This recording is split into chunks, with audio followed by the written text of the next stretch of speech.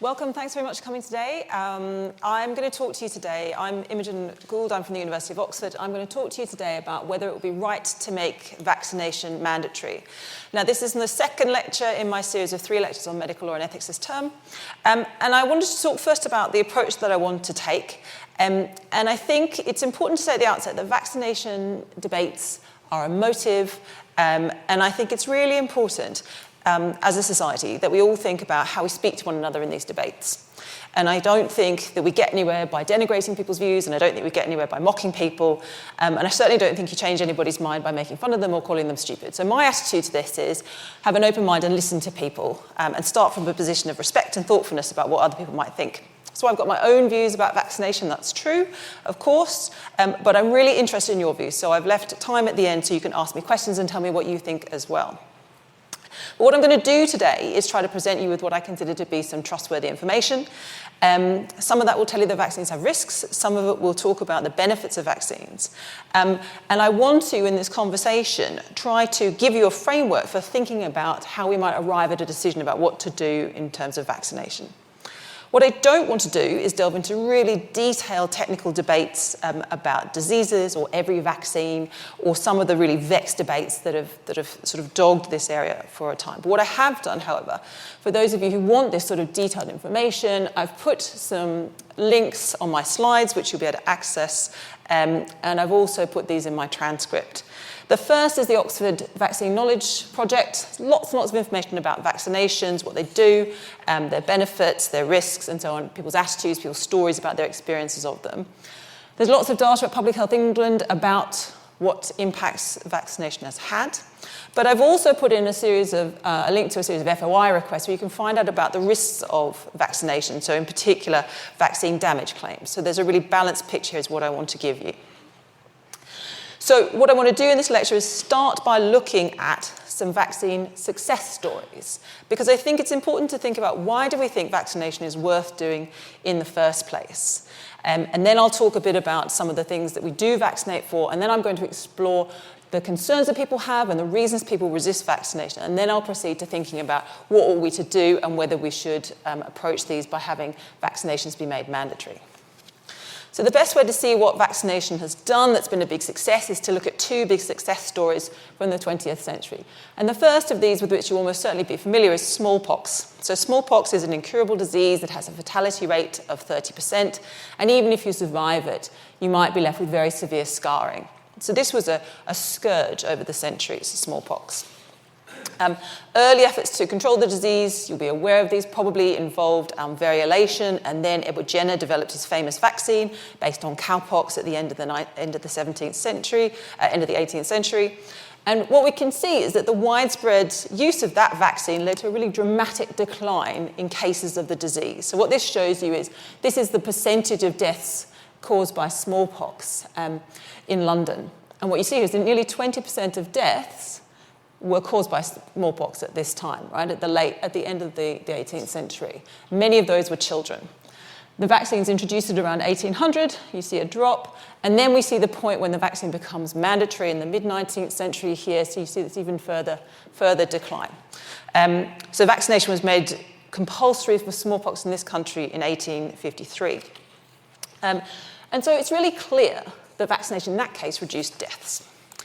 It remained, however, a disease that was endemic in many countries. It's estimated that nearly 300 to 500 million people died over the course of the 20th century. And the response to this worldwide was the smallpox eradication program, began in 1959. And by 1980, as an effect of this, smallpox was declared eradicated. Now, this was done by the WHO, working with local governments, working with lots of organizations, local healthcare workers, and the goal was widespread vaccination, and it worked.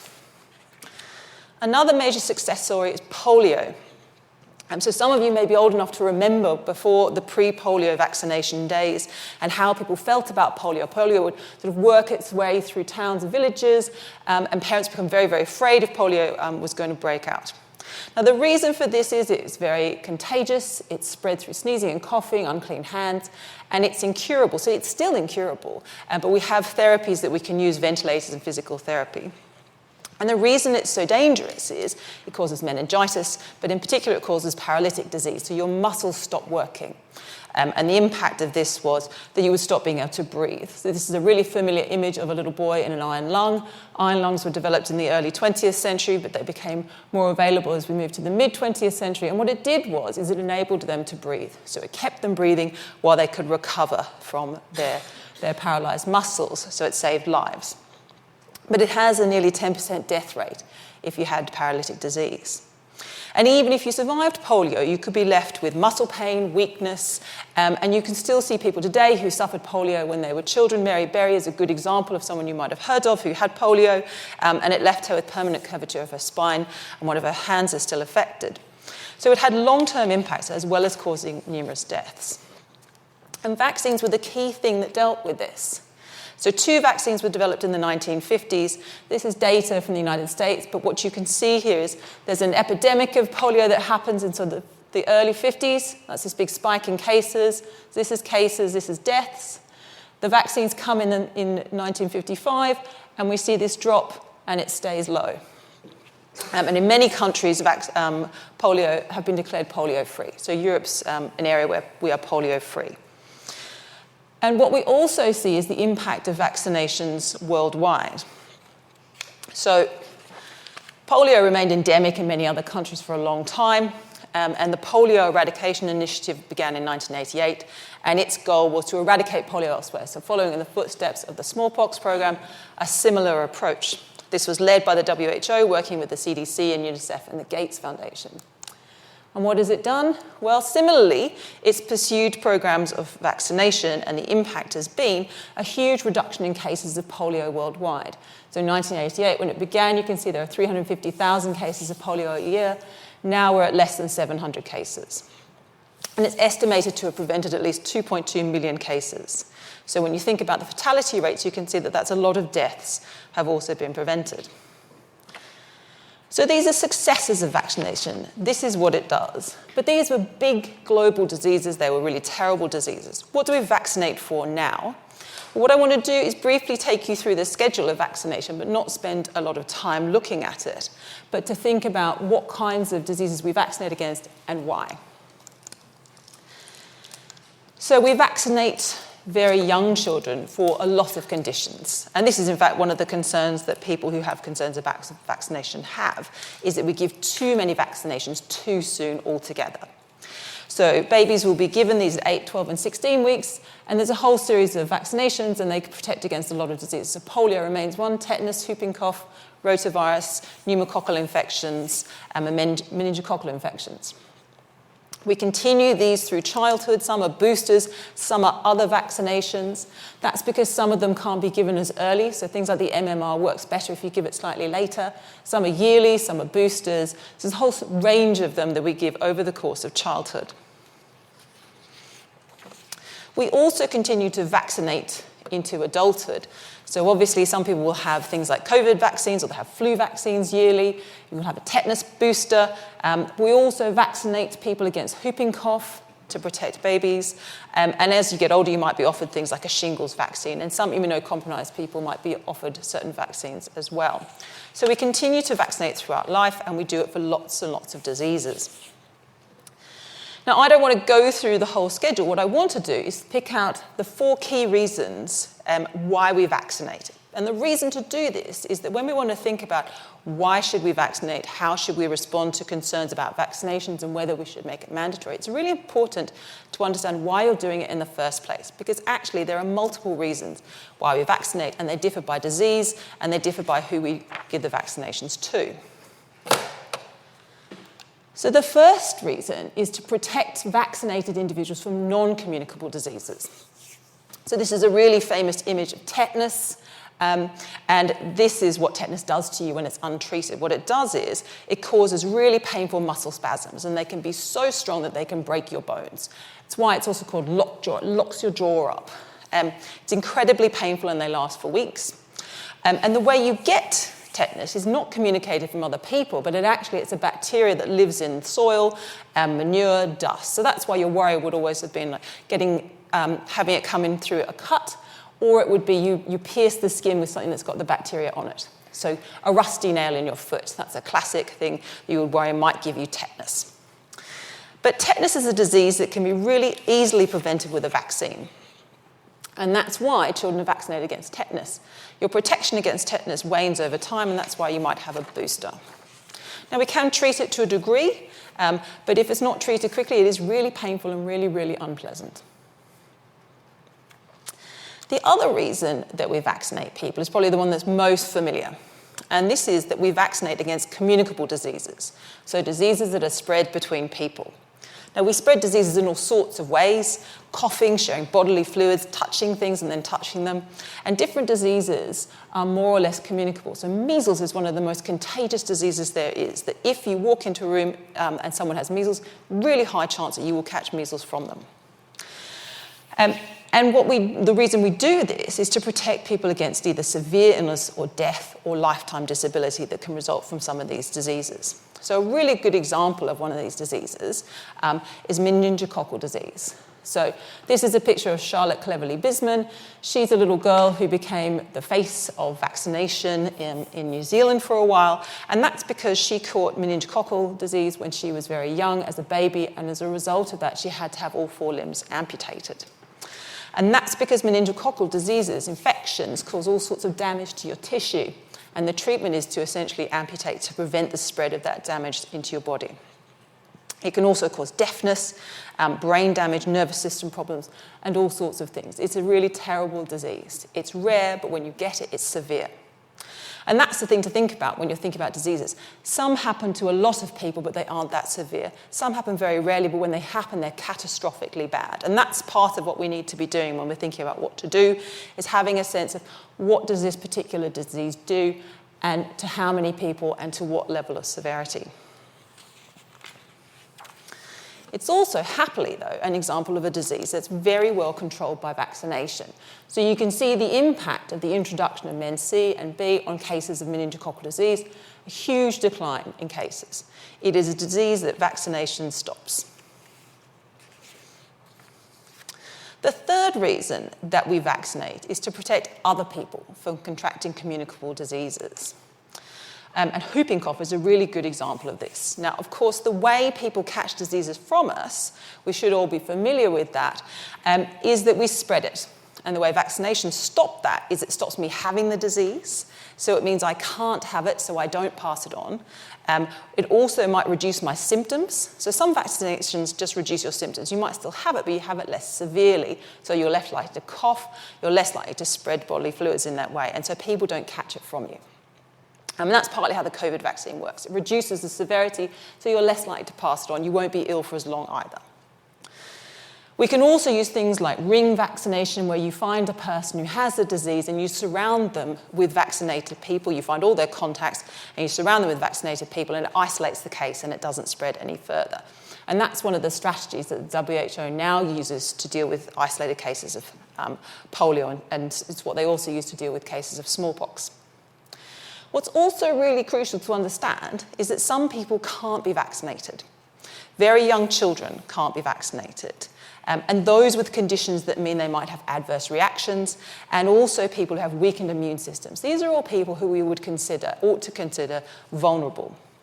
And we protect them from disease by vaccinating other people. So that's why whooping cough is a really good example. So we don't give the whooping cough vaccination until 8 weeks. But very young babies are really vulnerable to whooping cough. And before vaccination began, there were thousands of cases every year, and sometimes there were hundreds of thousands of cases, and there were thousands of deaths. Now, we can't protect them by vaccinating them, so what we do instead is we protect them by making sure the prevalence of whooping cough is very low, and we do that by vaccinating everybody else. So the less whooping cough there is circulating in the community, the more protected these babies will be. We also do this now by vaccinating pregnant women.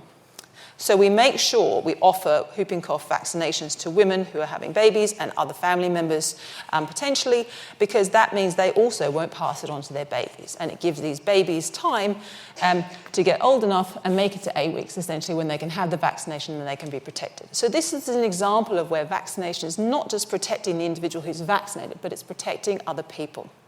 And we know that it works. The NHS reports that babies born to women who are vaccinated at least a week before birth had a 91% reduction of risk of becoming ill with whooping cough in the first weeks of life compared to babies whose mothers had not been vaccinated. So while whooping cough remains in our community, this is a way that we protect those very vulnerable members of our society. The fourth reason is similar, but it's subtly different.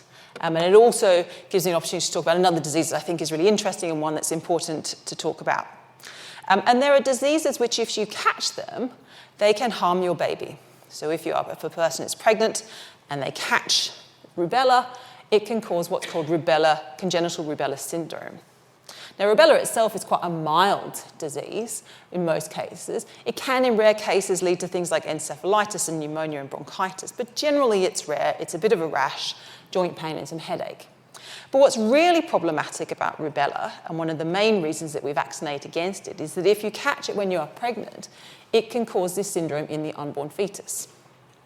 Now, the most common symptoms of congenital rubella syndrome are hearing loss, eye problems, heart problems. So babies can be born blind, they can be born deaf.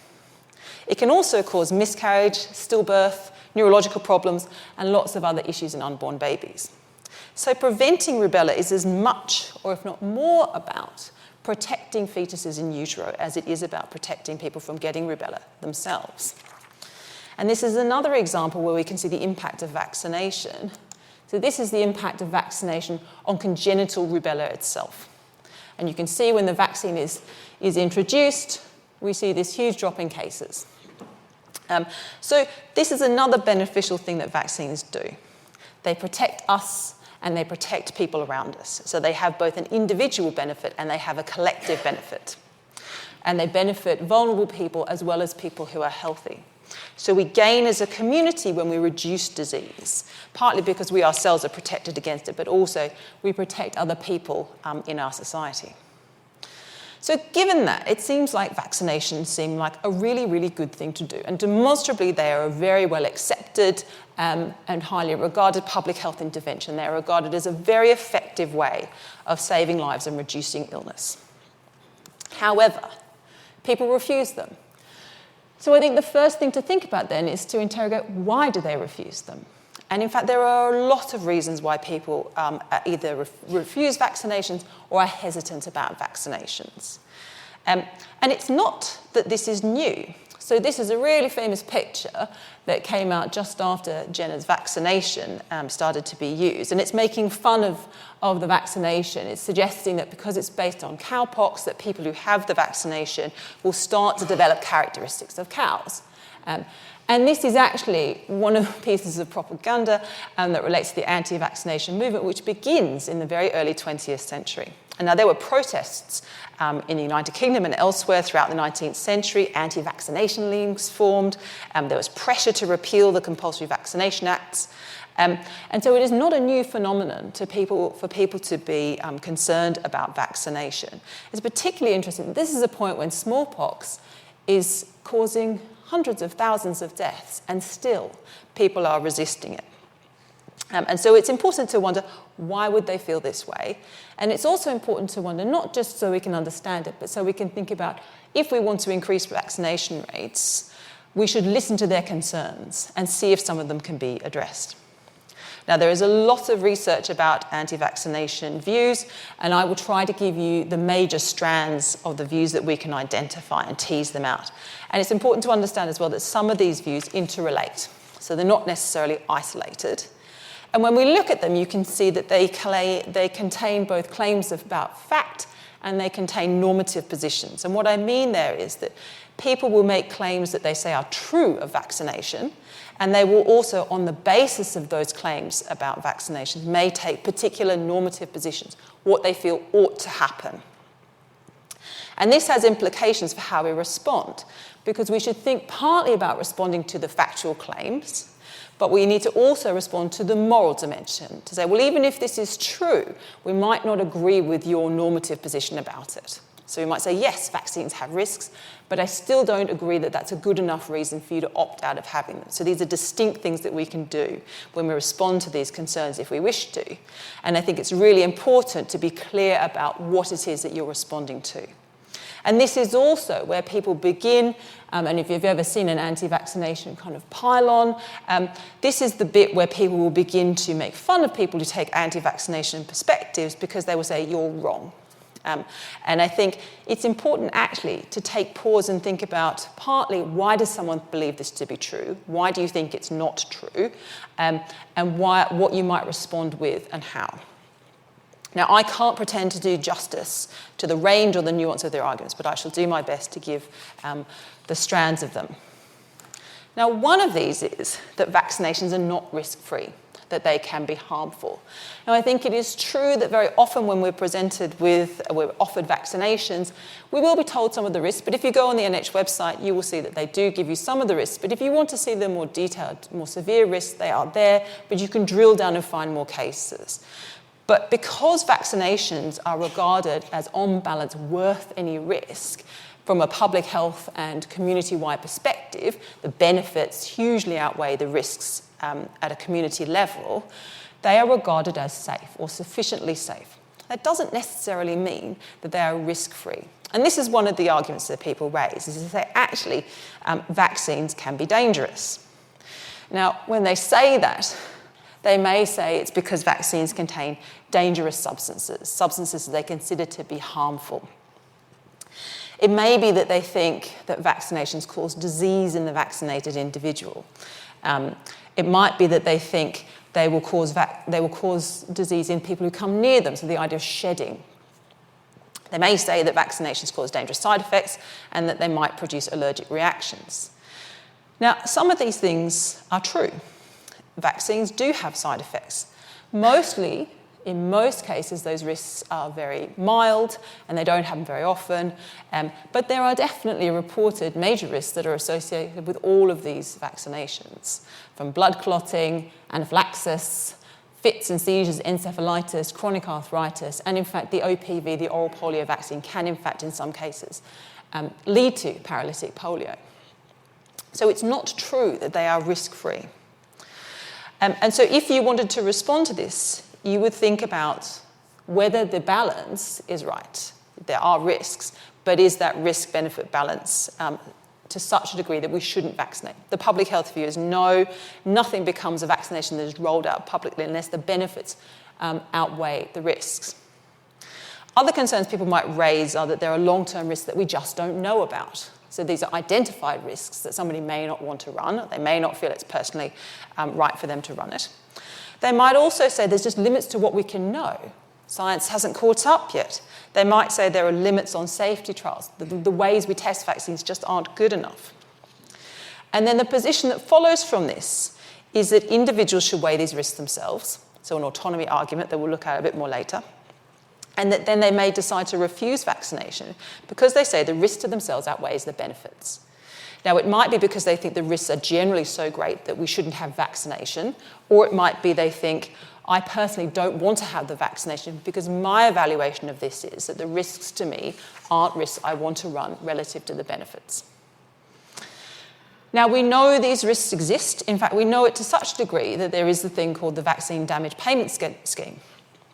So, in fact, the government runs a scheme that if you are severely disabled as a result of a vaccination, you will get a one-off tax-free payment of £120,000. It's recognising the fact that we have rolled out a public health measure that is damaging, potentially, to some people. But what is also true is that over the course of 43 years, only 946 awards have been made. So yes, it is true that there is damage, but when there have been claims, in actual fact, over the course of that many years, that is not a very large amount of claims. It's not a large amount of harms that are reported and regarded as having led to such severe damage relative to the levels of benefit that we see and the lives that we see saved. And so that's why, on balance, we do recognise that there are risks, but on balance, it is in favour of vaccination. It's also true that even though vaccines do have some risks, they go through very rigorous testing, they go through small initial trials, they go through larger trials, we review trial data, and we ongoingly monitor them. So there is the yellow card scheme where you can report an adverse reaction to a vaccine, and that data is constantly maintained and evaluated as part of ongoingly reviewing vaccination. So the second argument, the second concern that people often raise that might lead them to not want to have a vaccination, it has to relate to the first one, right? They have risks, but also the diseases that they protect against aren't that severe.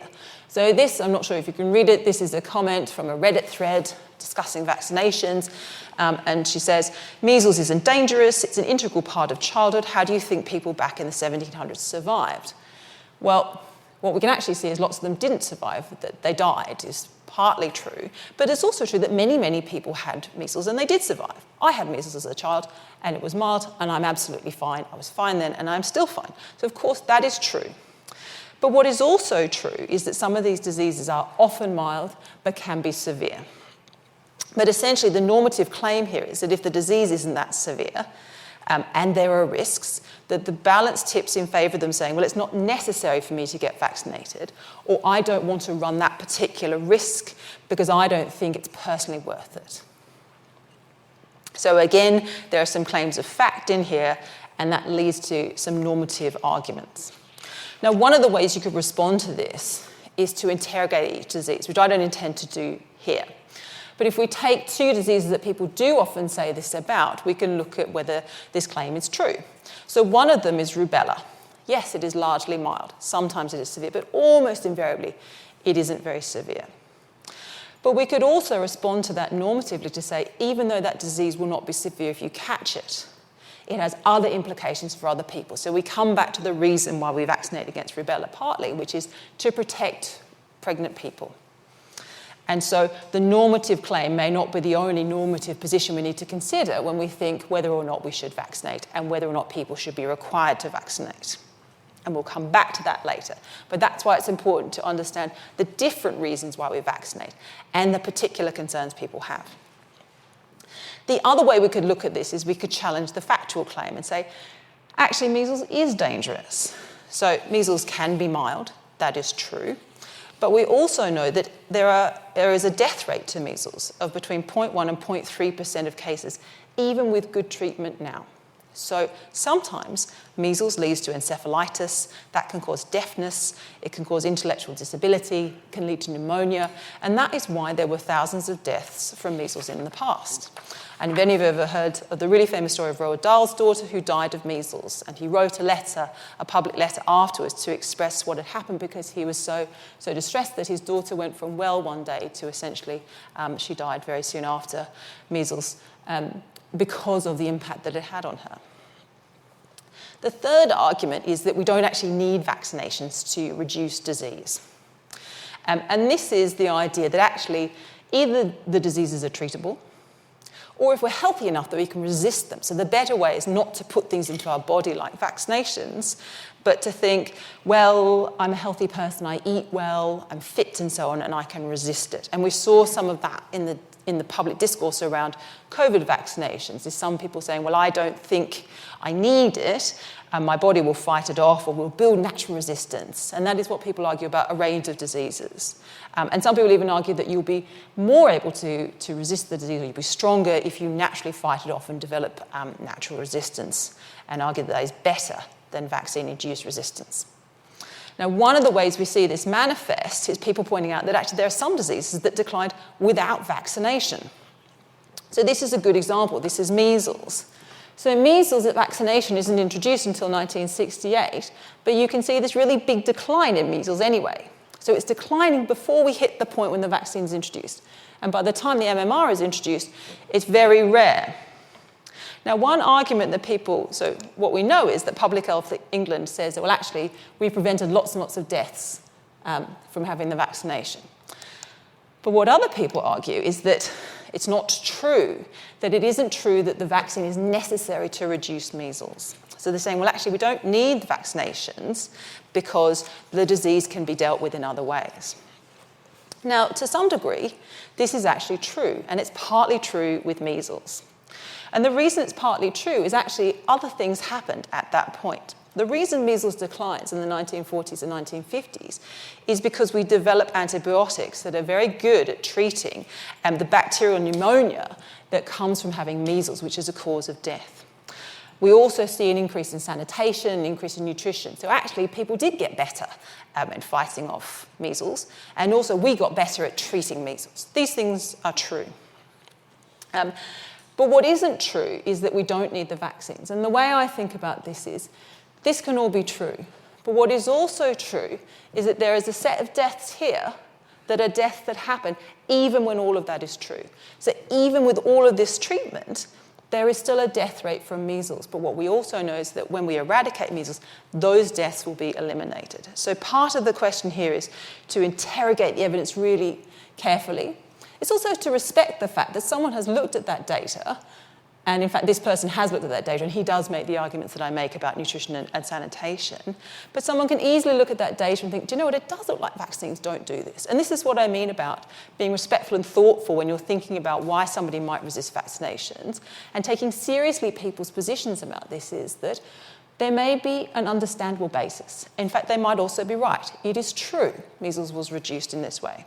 But it's just also true that there remain vaccine-preventable deaths. So what that does is it sets you up to think about the moral question, which is, what are the risks and the balances here? What are the risks and the benefits, and what should we do in the face of those, which is what we'll come to. The fourth reason that people resist vaccinations is mistrust. And there's a lot of reasons why people might mistrust the claim or mistrust pro-vaccination policies from government. One is they think that the information that they have is misleading or false. Another is the idea that there is some conspiracy. So this is another Reddit post where he's essentially saying, have we been poisoned from the very beginning? What makes us think Big Pharma only started harming us in the last 3 years? The rabbit hole goes deeper than that, right? So it's a classic conspiracy theory, and the idea is that they think that governments have agendas, harmful agendas. They also think that governments might be influenced by pharmaceutical companies.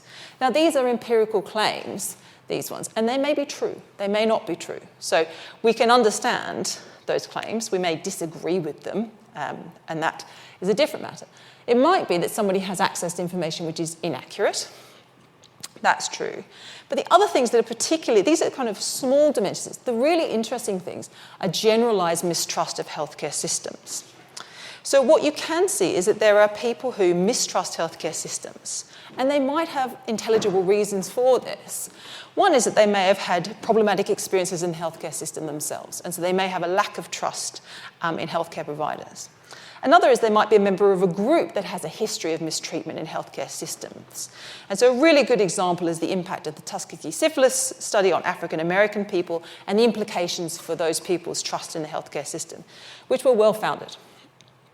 And we see that still, that there are different groups that collectively have been failed and mistreated, and therefore they have a collective mistrust.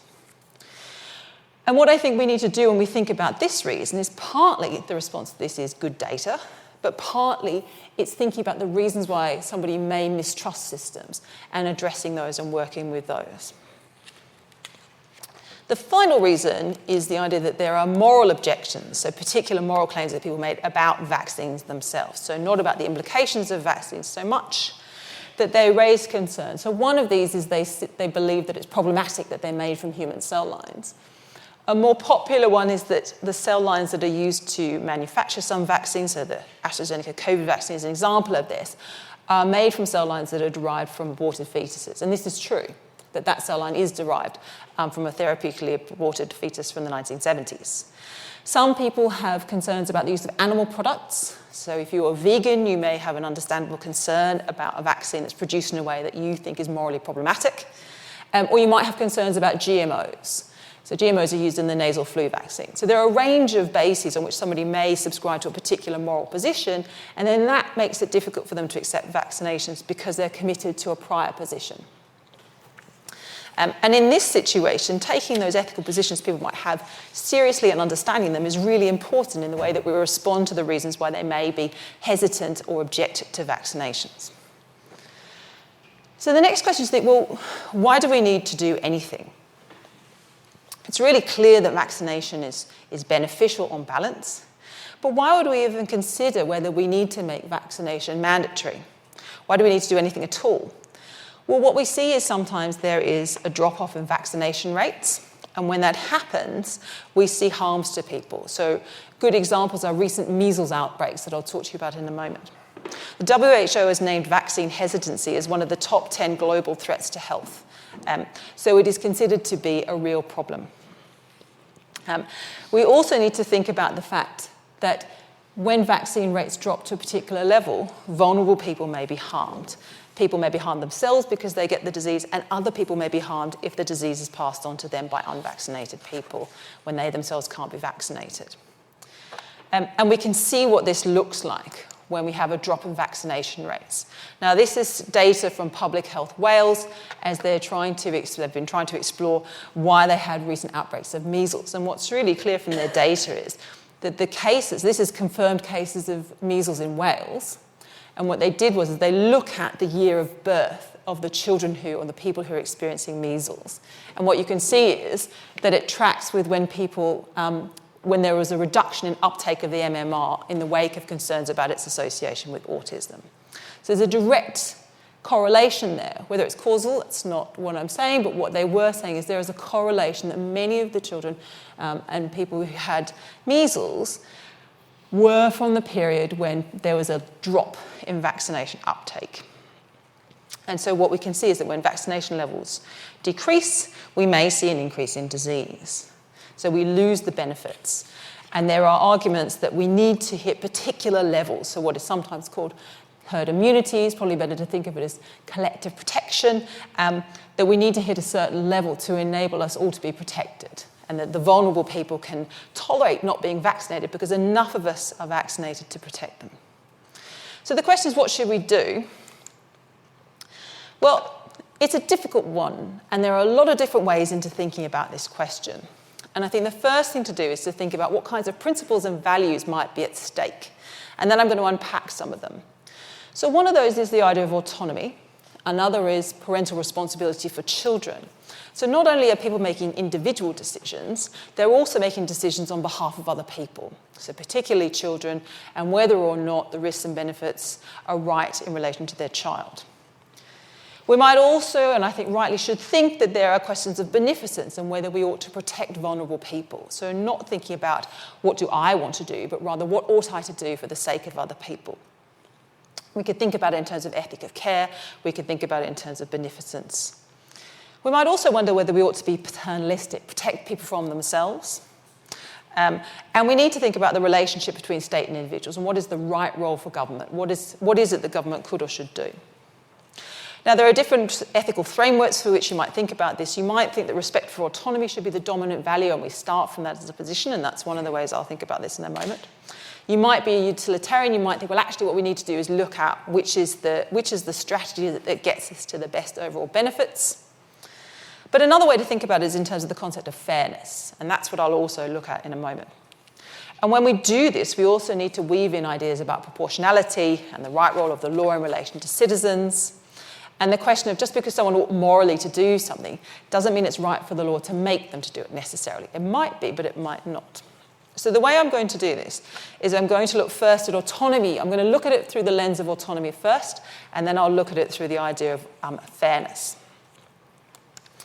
So starting with autonomy, this is the kind of claim that people will make, is that it's my choice. And what they're doing there is they're asserting that autonomy should be the driving value here, that this is the big one, and that this should be the starting point. And so therefore, it's my body, it's my choice. And that's invoking a particular aspect of autonomy, the idea of bodily integrity, that you shouldn't put things into my body without my permission. And this is often invoked as quite a strong autonomy argument, that there are lots of ways in which our autonomy is constrained, but constraints on our bodily integrity, invasions of that, are particularly egregious. So if you start from this position, your question will be, well, when can we justify overriding someone's autonomy? And the answer would be, well, when you might think paternalistically, you might think to do good for other people, but the big question you'd be asking is, what is a sufficient amount of vaccination to achieve our goals? Would be part of that question. And actually, that's a really difficult question to answer. You might just mean herd immunity. You might mean enough to be protective. You might mean no vaccine-preventable deaths are tolerable.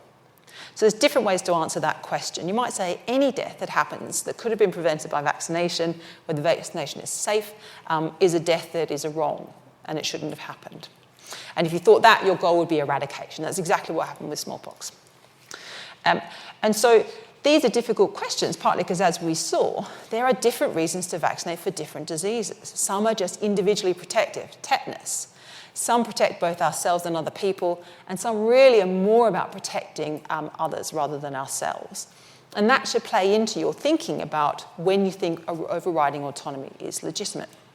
So if it's a vaccination that's really protective of the individual, so tetanus, then you would really be saying we should override your autonomous position for more beneficent or paternalistic reasons. And so you would pause there. It is a less good reason to override autonomy when somebody says to you, well, I personally disagree with your evaluation of what should be done for me. I will bear that risk because the risk only applies to me. That's quite different if you're trying to protect vulnerable people, because that implicates other values. And so you might have stronger reasons to override autonomy. And the way you might ground those is that we might have obligations to protect the vulnerable, or we might have collective obligations, or there might be some idea of social contract, that we all participate collectively in this project of eradicating disease for our own benefit, for the benefit of those around us. And if that's the case, then you might say, well, this is a reason to override some people's autonomy in relation to vaccination. The third way to think about this is that some diseases, however, are more severe than others, and that might shift the position here. And some are also diseases that can be easily prevented and some aren't. So something like smallpox was a very difficult disease to prevent being carried to other people, and it was severe. So that seemed to be stronger reasons, fairly strong reasons, and demonstrably regarded as sufficiently strong reasons, to move towards overriding autonomy. But that might be quite different for something like the HPV vaccination, which protects against human papillomavirus. Now, that is a condition that's only passed on really through intimate skin-to-skin contact, so sexual relations. And so it's only going to be passed between sexually active teens and adults, for one thing. And also you can be regularly screened, you can detect whether you have it. And so it is much less problematic from a contagion perspective. And so that might shift the way you think about it. So that's kind of your background to it. Then you might think, well, all right, if I have some reservations about overriding people's autonomy, I might think, are there other ways to get to the same goal, or at least sufficiently close to it? And there are lots of ways that we can increase vaccination uptake. And I've arranged them in terms of how autonomy affecting they are. So you could start with public health campaigns, education campaigns. They could be compulsory, they could be in schools. So you just try to build knowledge. And what you're doing there is you're addressing one of the things that I raised earlier about people's resistance to vaccinations. It might be that you think some people have false information, or they are in error, or their perception of the risks and benefits is skewed. And therefore, you would think those are good things to do because they would address that problem. You might think you could go so far as nudging, so that is sort of doing things that push people into or sort of move them towards it without them noticing it. So a good example of a nudge is when you stand at the crossing on a road and the sign that shows you whether you can cross or not is actually you have to turn in the direction that the traffic is coming towards you to look at that, and it makes you look to see if cars are coming. That's a nudge. You could move up to incentives, and I'll talk about some of these in a moment, all the way through to it's compulsory before you can access education, you can't get to services, fines and incarceration. So when we think about these, think about the reasons why people were resisting in the first place. Vaccines are risky, the diseases aren't that severe, vaccines aren't necessary, mistrust and moral reasons. And when you evaluate these strategies, you need to think about that because some of them may work better than others depending on the reason, and different strategies work better for different diseases and different groups.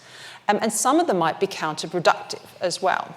So if you think that mistrust of health systems is a big reason, then forcing people to do things is probably not going to be very helpful, is it? Because it might make people more concerned, or it will lead to polarisation or entrenching of positions, because the very organisation they don't trust is now not taking their concerns seriously and forcing them to do something. That is not a particularly trust-building way to behave. So you might instead think, well, the way to address that concern is to build trust. And we don't do that by forcing things on people. We do that by talking to them, listening to their concerns. And that's why we would use things like GPs to do that. And that's why there are high-profile campaigns where famous people and people who work in communities are used to help build that trust and bring people into the system. There are other strategies you could use, so you might actually respond to some of the concerns. So one of those would be the moral concerns about animal products or using fetal cell-based cell lines. You could just stop doing that. And actually then you would bring in people who had those concerns, if this were possible. But the key thing is that you need to be sensitive to the social and psychological elements of these and recognise that vaccination is an emotive topic, and you don't necessarily solve it with blunt tools. So you have to start with belief. But the question is, what if that's not enough? Well, then the next position that you would consider is the idea of the principle of the least restrictive alternative. And this is a public health principle, which is the idea that you should presume that autonomy is very important, and that then when you're choosing between policies, as long as they're equal in all other respects, you pick the one that least restricts liberty. That's your way of thinking, that's your goal. And so then what you would do is you would only move to mandatory vaccination if it was really the only way to achieve the same goal. And that's why working out what is sufficient and what your goal is really important. Now, if you had got to the position where you thought even in the face of a particular disease with particular severity and particular prevalence, that mandatory vaccination is beginning to seem like it needs to be, that's what we need to achieve the goal, then the next way to think about it is to think, well, if I've got to that point where I'm considering it's on the table, I need to think about the pros and cons. Now, the pros of mandatory vaccination are quite clear. You will promote the interests of vaccinated people, you protect vulnerable third parties, fulfills our obligations to protect vulnerable children, which the state regards as its obligation. It's quite clearly reflected in the law, prevents free riding, which we'll talk about in a moment, and it shares the burden fairly. But the cons are partly this infringement of liberty, but also the concern that mandatory vaccination might contribute to social and political polarisation. That if you think that people are resistant, forcing them to do something that they resist is a way to make them even more unhappy, and that might be problematic. It might discourage people from participating in healthcare systems. So if you already didn't trust a healthcare system, or you thought if you move into that healthcare system, someone will try to make you have a vaccination that you think is wrong, that might make you think, well, I will opt out of the healthcare system altogether. And that might be particularly problematic if you have children being opted out. What you don't want is families not bringing their children to the doctor or to the hospital systems for fear that they will be forced to have a vaccination, because that might be a really bad impact. You will reduce trust, and you will also fail to respect value pluralism. And all of these things might be problematic. So that needs to bear on your thinking. You might also think about, well, when we talk about mandatory vaccination, there are lots of different ways in which you can encourage people through mandatory mechanisms to have vaccination. And these have varying degrees of severity on liberty as well. So the top level is going to be forcible vaccination. Now, that is highly liberty restricting. It's going to have extremely problematic psychological implications for people. There's no real examples of this. It infringes bodily integrity and demonstrably regarded as something that's really shouldn't be on the table. Similarly, incarceration, but there are examples of criminalisation. So there are examples at that end of the spectrum. But the things that are problematic with things like criminalising failure to vaccinate is that it has this expressive force, that what it does is it says that this person is bad. It puts them in a category of wrongdoer, and it's shaming. And that has social consequences as well as polarising consequences. You could use levers, financial levers, like fines, withdrawing benefits. That's the approach in Australia. No jab, no pay, so you can't access particular financial benefits unless your children have had vaccinations. Fines are used in countries like Italy. They do work in the sense that there has been uptake, and what is interesting is there's lots of reports that show that they haven't really caused the kind of backlash that you might worry about.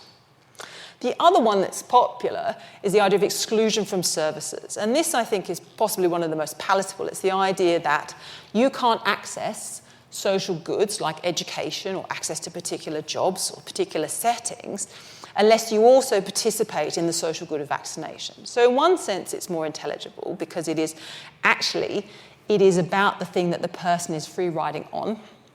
Another is it's only about removing somebody from the place where they might create the risk. So it's about keeping people who've decided not to be vaccinated, not have their children vaccinated, out of the space where they can cause harm. It's protective of the vulnerable. So in that sense, you might think there's a difference between the different ways to be mandatory, and that might matter. The final thing I want to talk about is the idea of fairness instead, as a different way of thinking about this. And what this means is the idea that it is unfair for people to take the benefits of vaccination programs but not take on the risks. So the free rider problem is an element of this. Now, one of you might just think it's just a bit irritating, right? Free riding might be a bit tedious, and you might think it's just wrong in that sense. But actually, it's a bit more than that. What it's doing is it's putting the burdens on other people. And so if those burdens come to bear, so they suffer an injury or the child suffers an injury, they have been harmed, partly because that harm hasn't happened to someone else, but also because we haven't collectively removed this disease. Because if you think the ultimate goal is eradication, then that won't happen. It's also the case that we see there's correlations between affluence and not vaccinating in some contexts. And what that means is actually some people are opting out and the burden is left on those who are potentially less able to bear it because they have less good health care and they might face other barriers and burdens. It also can undermine the collective benefit. The idea that we need to get vaccines to a particular level to all achieve the benefit, and opting out of that can be problematic. And so this is the theory of Alberto Giubilini, and he argues that actually fairness is the key thing here. It's not just about balancing liberty and utility, but actually we should think of fairness as a goal and fairness as an end. So the goal should not just be to achieve enough vaccination. It should to be achieved fairly. And he says fairness is important instrumentally. What it means is you get a fair distribution of risks, but what that does is it increases reasons to comply. So if you know everybody else has to do it, it seems worth doing it if you do it as well, because you know everybody else will have to do it. So you don't have that problem of feeling like, well, I should opt out as well. And it has psychological and social benefits that you think everybody will participate, so it's worth doing. So you have less problems with people not wanting to cooperate, and it doesn't appear to actually backfire precisely for that reason. You might also, as Giubilini argues, say that actually the collective benefit we all take actually creates an obligation on us, that because we take this benefit, we have some sense of obligation as well. The final thing to think about is that if you move to a mandatory model, you would have to think about there may still be reasons that people have for not wanting to have vaccinations that are legitimate, or that you think need to be respected, or that would avoid the backfiring problem. And one of those would be people who have medical or health reasons, so someone who is immunocompromised, someone who has allergic reactions, they would need exemptions. But you would also, unless you had taken a particularly hardline position, want to accept that there should be space for conscientious objection, so that you could still respect some degree of value pluralism, you could still respect people's reasons. You would want to do this in tandem with things like education programs and building trust and so on. But this would be the way, if you had concerns about moving to some sort of mandatory system, this can ameliorate those concerns. All right, but thank you very much.